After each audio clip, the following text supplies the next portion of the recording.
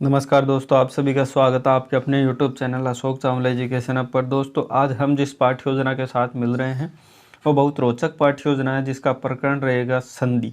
तो ये हिंदी व्याकरण की पाठ्य योजना आज होने वाली है और जिसका प्रकरण या फिर शीर्षक आज हम पढ़ेंगे संधि। देखिए, हमारे चैनल पर हिंदी से रिलेटेड, संस्कृत से रिलेटेड, एसएस से रिलेटेड और नई पाठ्य योजना जो कि विज्ञान से संबंधित भी अब अपलोड होने जा रही है। तो देखिए, बहुत सी पाठ्य योजना आपको यहाँ पे मिल जाएगी। तो हिंदी से रिलेटेड भी आप पाठ्य योजना और भी देखना चाहते हो तो हमारे प्लेलिस्ट बनी हुई है चैनल पर, तो वहाँ जाके आप विजिट कर सकते हैं। आपको बहुत सी पाठ्य योजना देखने को मिल जाएगी। तो देखिए, आज हम जिस डिस्कस करने वाले हैं वो है संधि की पाठ्य योजना। व्याकरण की पाठ्य योजना है। तो स्टार्ट करते हैं। तो सबसे पहले तो ये ध्यान रखिए, ये सामान्य फॉर्मेलिटी है जो आपको पता होनी चाहिए कि जब हम कक्षा में पढ़ाने जाते हैं तो ये चीज़ें फॉर्मेलिटी है जो आपको ब्लैक बोर्ड पर करनी होती है।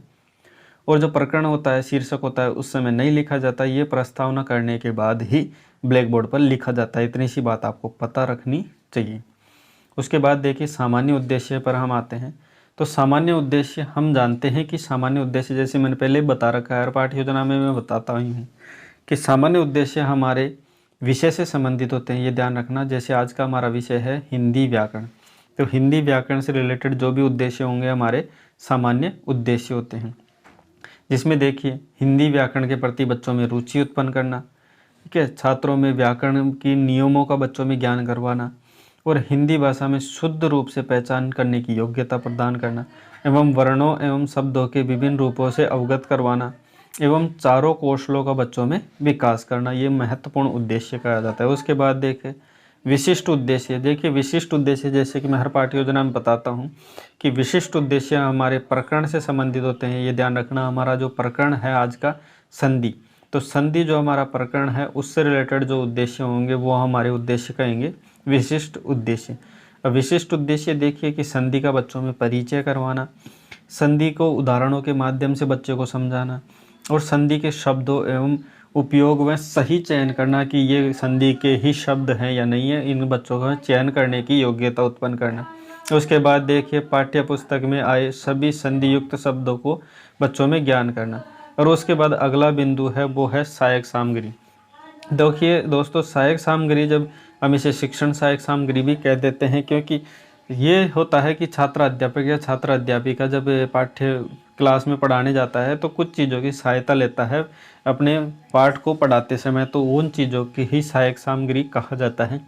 जैसे चौक हो गया, डस्टर हो गया, लपेट फलक, संकेतिका, श्याम पट और चार्ट पत्र। देखिए, मैंने व्याकरण की पाठ्य योजना में स्पेशल कहा है कि व्याकरण की पाठ्य योजना में आप चार्ट पत्रों का प्रयोग करना ज़्यादा उचित माना जाता है, क्योंकि व्याकरण की पाठ्य योजना में अगर आप चार्ट पत्र बनाते हो तो पाठ्य योजना रोचक भी मानी जाती है और आपको पढ़ाते समय बहुत अच्छा भी लगता है और बच्चे को भी इजीली समझ में आ जाता है। उसके बाद बढ़ते हैं, अगला जो बिंदु है वो है पूर्व ज्ञान। अब देखिए दोस्तों, जो पूर्व ज्ञान होता है वो होता है बच्चों में क्या इस विषय को हम पढ़ रहे हैं, संधि विषय को, उससे संबंधित बच्चों में पूर्व ज्ञान क्या क्या रहा है वो जानना। इसमें देखिए, पूर्व ज्ञान में सभी बच्चों को व्याकरण वह शब्दों को जोड़ने एवं तोड़ने की सामान्य जानकारी रखते हैं। अब बच्चा शब्दों को कैसे तोड़ा जाता है, कैसे जोड़ा जाता है, इसकी थोड़ी बहुत सामान्य जानकारी रखता है।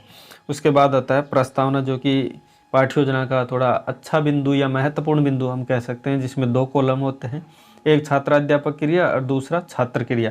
छात्राध्यापक क्रिया में छात्राध्यापक या छात्राध्यापिका प्रश्न करते हैं और छात्र क्रिया में उसका बच्चा जवाब या बच्चियाँ जवाब देने का प्रयास करते हैं। देखिए, पहला प्रश्न देखिए, हिंदी भाषा में वर्ण कितने होते हैं? तो वर्ण 2 होते हैं। 2 वर्णों के नाम बताइए, तो बच्चे बताते हैं स्वर एवं व्यंजन। अब कुछ व्यंजनों के नाम जब छात्र अध्यापक पूछा जाता है तो बच्चे जवाब देते हैं क, ख, च, ग इत्यादि जो भी व्यंजन है वो कुछ भी बता सकता है। उसके बाद देखिए, क वर्ण में किन 2 वर्णों के मिलकर बना है? अब जो क वर्ण है वो किन 2 वर्णों से मिलकर बना है? तो हलंत तो क हो गया और अस्वर हो गया, इससे मिलकर बनता है क। अब क, हलंत और प्लस में ए को जोड़कर बनी प्रक्रिया को क्या कहा जाता है? तो इसको संधि कहना है। तो संधि कहा जाता है जोड़ने की प्रक्रिया, तोड़ने की प्रक्रिया को। तो उसके बाद देखिए, संधि के विषय में विस्तार से बताइए, तो बच्चा इसमें संभावित उत्तर देता।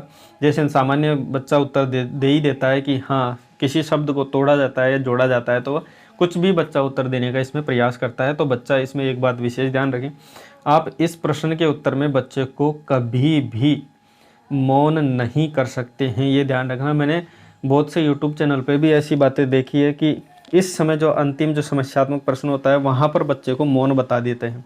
तो ये ध्यान रखना कि बच्चे को आपको कभी भी मौन नहीं बताना है। यहाँ पे इसका उत्तर आप चाहे संभावित दे सकते हो या फिर समस्यात्मक दे सकते हो, लेकिन बच्चे को आप मौन नहीं कर सकते, क्योंकि बच्चा बिल्कुल भी ऐसा नहीं माना। क्योंकि आज की जो शिक्षा प्रणाली है वो चाइल्ड सेंट्रेड है, यानी बाल केंद्रित शिक्षा है। और बच्चा ही अगर चुप रहेगा तो फिर वो शिक्षा ही कैसी है। तो इसलिए विशेष ध्यान रखें। ये मैंने बहुत बार गलतियां बच्चों के सामने पेश की है, तो मैंने ये बताया भी है बहुत बच्चों को कि ये चीज़ें आप विशेष ध्यान रखें। यहाँ पे बच्चे को आप मौन नहीं करेंगे। अगर आप मौन करते हो और आपके चेक करने वाले भी अध्यापक अगर इस चीज़ को सही बता रहे हैं तो उनकी कहीं पे ये खामी रहेगी। लेकिन ये ध्यान रखना आप अपने तरीके से अच्छा रखें, क्योंकि यहाँ पे बच्चा मौन कभी भी नहीं रहेगा। उसके बाद देखिए उद्देश्य कथन हम करते हैं। उद्देश्य कथन में प्रिय छात्र, आज हम संधि विषय के उदाहरणों के माध्यम से समझेंगे, यानी संपूर्ण चर्चा करेंगे संधि के बारे में। तो प्रस्तुतिकरण करते हैं। अब प्रस्तुतिकरण में जो मुख्य रोल होता है वो छात्र अध्यापक या छात्र अध्यापिका होता है, क्योंकि बच्चे तो इसमें शांत रह के ध्यानपूर्वक उसको सुनते हैं एवं देखते हैं। लेकिन सबसे महत्वपूर्ण कार्य होता है प्रस्तुतिकरण, वो छात्र अध्यापक का होता है। छात्र अध्यापक संपूर्ण विषय वस्तु बच्चे के सामने प्रस्तुत करता है। जैसे संधि की परिभाषा बच्चे को बताएगा कि दो वर्णों के सार्थक मेल को परिवर्तन होता है, जो उत्पन्न परिवर्तन होता है उसको संधि कहा जाता है। जैसे विद्या और आल्य में विद्यालय बनता है, महा और इसमें महेश बनता है। तो इत्यादि बच्चे को डिटेल से समझाता है। ये पाठ्य योजना लंबी नहीं हो इसलिए मैं तो शॉर्ट में समझा रहा हूँ, बाकी आप ये देख सकते हो। संधि के फिर प्रकार बताएगा छात्र अध्यापक या छात्र अध्यापिका। तीन होते हैं, स्वर, व्यंजन एवं विसर्ग। इसमें छात्र अध्यापक के बाद छात्र की क्रिया इतनी होती है तो वो तो ध्यानपूर्वक सुनते हैं। ये पार्ट बता रहे हैं हम, इनको आप ब्लैक बोर्ड के माध्यम से या श्याम पट के जो कॉलम है वहाँ पे लिखते रहिएगा। यहाँ पे आप ब्लैक बोर्ड की जो शीट होती है वो चिपकाते हुए लिखिएगा। उसके बाद देखिए स्वर, व्यंजन एवं विसर्ग के तीनों पार्टों को थोड़ा डिटेल से आप बताएंगे। दो स्वरों का मेल होता है वहाँ पे स्वर संधि, इसके एग्जाम्पल भी है। व्यंजन संधि किसे कहते हैं, तो किसी व्यंजन का स्वर या व्यंजन के साथ अगर मेल होता है और उससे जो परिवर्तनों के जो उत्पन्न विकार होता है उसको व्यंजन संधि कहते हैं। इसके ये एग्जाम्पल है। उसके बाद ये विसर्ग संधि, विसर्ग के बाद अगर स्वर या व्यंजन के साथ उसका कोई संबंध होता है, उससे विकार उत्पन्न होता है, उसे ही विसर्ग संधि कहा जाता है। तो ये बात आप विशेष ध्यान रखें। तो ये डिटेल सारी छात्र अध्यापक द्वारा या छात्र अध्यापिका द्वारा बता दी जाती है। उसके बाद देखिए छात्र अध्यापक या छात्र अध्यापिका बच्चों में सारी डिटेल्स बताने के बाद बोध प्रश्न करता है कि आप कितना क्या समझे। छात्र अध्यापक बताए ज़्यादा कि छात्र कितना इस बात को समझा कितना नहीं समझा, ये जानने के लिए बोध प्रश्न किया जाता है। जिसमें पहला बोध प्रश्न संधि किसे कहते हैं, तो छात्र अध्यापक जब ये प्रश्न करता है तो बच्चा इसका जवाब देता है कि दो वर्णों के मेल को संधि कहा जाता है। दूसरा प्रश्न स्वर संधि का उदाहरण बताइए, तो बच्चा इसका उदाहरण बताते हैं। उसके बाद क्योंकि बच्चे को सारी डिटेल्स पता होती है तो वो बता देता है। उसके बाद तीसरा प्रश्न देखिए, दो वर्णों के या स्वरों के मेल को क्या कहा जाता है, तो स्वर संधि कहा जाता है। तो देखिए दो स्वरों के मेल को संधि कौन सी होती है, तो वो स्वर संधि होती है। बच्चा इसका जवाब दे देता है। उसके बाद देखिए मूल्यांकन प्रश्न। देखिए मूल्यांकन प्रश्न 4 से 5 प्रश्न इसमें रखे जाते हैं, जिसमें आप 3 भी रख सकते हो, कोई दिक्कत नहीं है। तो देखिए मूल्यांकन जो प्रश्न है उसमें पहले देखिए बच्चे से किए जाते हैं, जिसमें पहला देखिए सही चुनाव करें, यानी सही चुनना है। इसमें प्रश्न की जो स्तर होता है वो अति लघु उत्तरात्मक स्तर के ही प्रश्न इसमें रखे जाते हैं। जिसमें पहला प्रश्न देखिए संधि के कितने भेद होते हैं, तो बच्चा इसका सामान्य जवाब दे देगा 3। दूसरा स्वर संधि का उदाहरण बताइए, तो स्वर संधि का इसमें विद्या और आल्य।